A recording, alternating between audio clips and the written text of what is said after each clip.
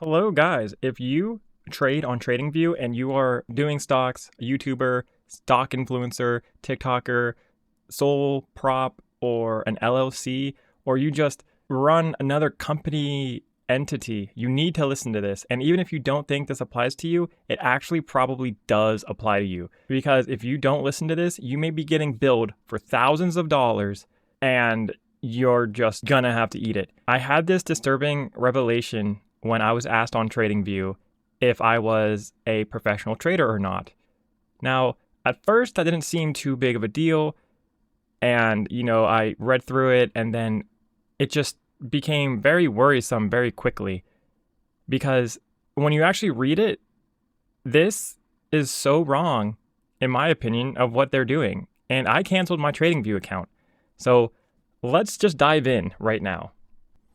So this here is the difference between professional and non-professional subscriptions, right? So if we go ahead and read this, it says we've introduced three most comprehensive packages: Expert, Elite, and Ultimate. This here doesn't say too much of anything. It says non-pros, private investors can also buy these plans. Okay, great. Now, if you go down here to a question of status, who is considered a professional trader? Now, this is what you really need to be paying attention to. In general, professional usage relates to general business activity where market data is used in trading or adding other activity on or behalf of businesses or entities. Now, what is entities? Are sole props entities? Now, this is what should be very concerning because if you're a trader, you could be considered a sole prop. If you go and sell stuff in stores, you can be considered a sole prop. So if you're trading, your trading just of itself could make you another entity. This is just not me saying this. If we go to Tax Coach, it says sole proprietors. The easiest way to be in business for yourself when you obtain trader status is as a sole proprietor. This is just another way of saying that you are the owner of a one-person business. Sole proprietor is the least expensive and easiest of all business types. There is almost no cost of bureaucratic hoops to jump through to get started. You don't even need to do anything to create one. If you start a one-person business and do not form a corporation or LLC, you've started a sole proprietorship. If you continue reading this, it says right here that most sole props will need to register for a business license and permit and potentially other regulatory requirements that your state and or local government imposes on any business.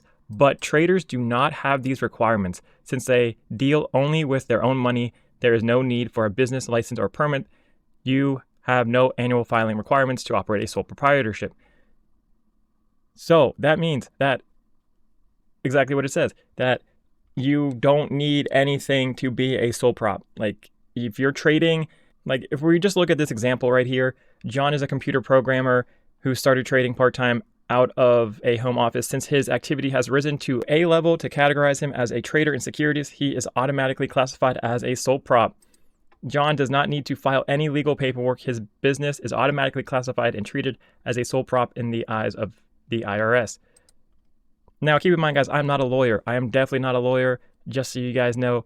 But this just seems very slippery because it's so easy to just end up becoming a sole prop without you knowing it. And if we keep reading the TradingView here, non-professional usage refers to market data for personal use only. This means that any person who uses market data to make investment decisions on behalf of an employer or engages in trading between businesses or entities is considered to be a professional user. So if you own an LLC, this is how I'm interpreting it. If you own an LLC, if you're a sole prop, if you're trading right between businesses, which I'm guessing that means stocks, like you own shares of businesses, engages in trading between businesses or entities. Like, I don't think this is very specifically laid out very well. It's kind of vague because a share of stock is you're owning a part of a business, is considered to be a professional user. Like, this almost reminds me of like, hey, if you're using TradingView to make money, you're a professional trader almost, if you make enough.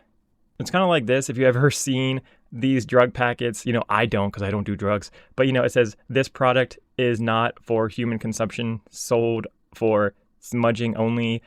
I mean, some, like right here, some might even say, oh, hey, like only for aesthetic purposes or whatever reason they have, but like, you're going to use it, but they just say that legally. That's kind of what I feel like this is. It's like, oh, hey, if you're making any money in the stock market, if you're using TradingView to make money, yeah, you're probably a professional.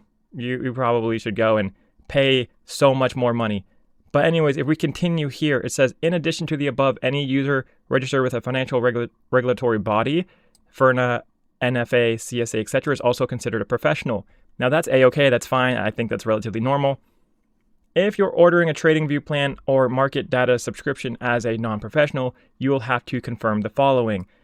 Now, number one is my biggest concern here. I'm just going to go over number one. You will use market data solely for personal use, not for your business or any other entity. Now, what is any other entity? Is that a sole prop? Or if you make $600 and you have to report this on your taxes, are you now a quote unquote business in this, right? I don't know how they're qualifying an entity. If you're taking pictures of TradingView and sharing them on Reddit and Facebook, is social media considered another entity? Because Facebook is a business.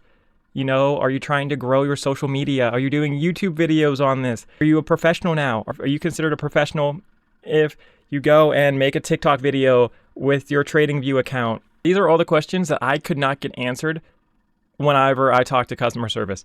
So this is making me really nervous, because if you go down here, right here, it says, if you cannot confirm every single last one of these conditions, then you're a professional trader. And that means you'll need a professional plan.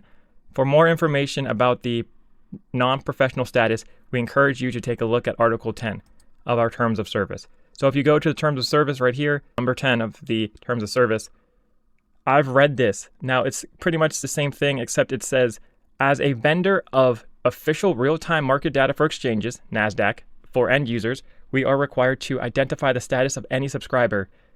If you are ordering a subscription for market data on TradingView as a non-professional, you confirm the following.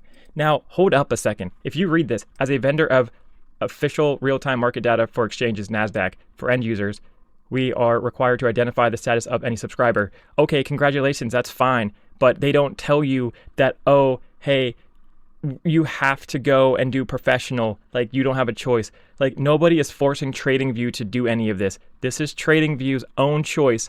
This meant nothing. They just said, oh, hey, we have to go tell people about your status. Okay, great. But that doesn't mean that you have to go and make us pay a crap ton more. For instance, if we go to trading plans here, I was a Plus member for $25 a month. We'll just say $300 a year. Okay, if you go to professional and the expert, right there is $200 a month. That in of itself, I am paying more. I am paying about 8 times more from the Plus plan, paying $300 versus $2,400 a year. I'm literally paying 8 times more. Like, that is how much more you have to pay if they think you are a quote unquote professional. Like, so this has nothing to do with literally anything with, oh, we have to identify the status of any subscriber. Okay, that does not mean you have to make people pay a lot more. If you are ordering a subscription for market data on TradingView as a non-professional, you confirm the following. This is all TradingView as far as I'm concerned. There's no CFC or SEC or IRS regulation on any of this. I mean, if I'm wrong, please correct me in the comments. But there is nothing here that is telling me that, oh yes, the IRS is demanding this. And then it continues all the way down here. It says, should we or our exchange partners determine, based on the information provided and or company websites, email addresses, and domain, LinkedIn, regulatory, or company registries, payment methods, that you meet the criteria of professional status, which I don't know what that means because I don't know what entities mean. Like, what? If you own a YouTube, are you a professional? At any point during or after subscribing to TradingView or to market data from exchanges, you will be liable for the difference between the non-professional and professional subscription rates for both TradingView subscription and relevant market data. Now, this is a big problem because if we look here, right? So this is, let's say you're doing the essential. Let's just say you're doing the essential. Okay, you're paying $13 a month, $155 a year. Okay, so you're only getting, 2 chart layouts. You're not getting any of this down here. Now, these guys are threatening, oh, hey, if we quote unquote catch you being a professional, making money and stuff and getting deemed by the IRS as a trader, they're going to make you back pay, like, let's just say expert. So you're going to have to pay an expert back pay, but you didn't get a 10 chart layout. You didn't get all this other stuff that you would have gotten, right, if you would have just done this in the first place. So they're charging you for a service that you never actually got. I mean, how is that fair? Like, that just seems corrupt to me. I mean, correct me if I'm wrong here. If you guys think that's okay, that's great. But I just don't know how, if I'm using Essential, let's just say, and they're like, oh, you're a business because you own a YouTube and you've made some money off Amazon or whatever. So we're actually going to backdate 6 months of you using TradingView, and we're going to charge you $200 a month. So 200 times 6 is $1,200. Yes, it does say that this applies retroactively from the date you initiated your subscription. Furthermore, we reserve the right to automatically invoice you for this difference and charge the associated amount to your on-file payment method. That is crazy. Literally, they're saying, hey, you know what? Even though we didn't even give you the expert add-ons of the subscription, even though we didn't supply the professional add-ons to you, well, we're going to backdate you. And so we're going to charge you for that for 6 months, 7 months, 8 months, maybe 2 years. Who knows? I don't know. I've tried contacting the customer service about this and they did not know. So this is very concerning because it almost just kind of feels like it's vague and this is up to TradingView. I think this is going to hurt people that are YouTubers, stock influencers, and just so many people that are just trying to get like a side job. Because what if you use TradingView for your business stocks? If you're just trying to figure out how to invest, let's say you're doing a good business model and you want your company to invest the money. Like, where does this go? How far does this go? And I just have a problem with this. I feel like this should be talked about more amongst the traders, and I feel like, and investors alike, because I don't know how TradingView is going to do this, and I just don't want someone to be stuck with a $3,000 bill because they didn't know any better. So yeah, guys, thank you for listening. If there's anything here that I am wrong about, or if you have any inputs on this, that would be very nice to know.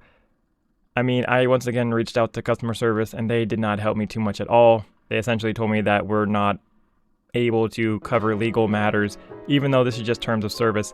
So anyways, guys, thank you for watching. Bye.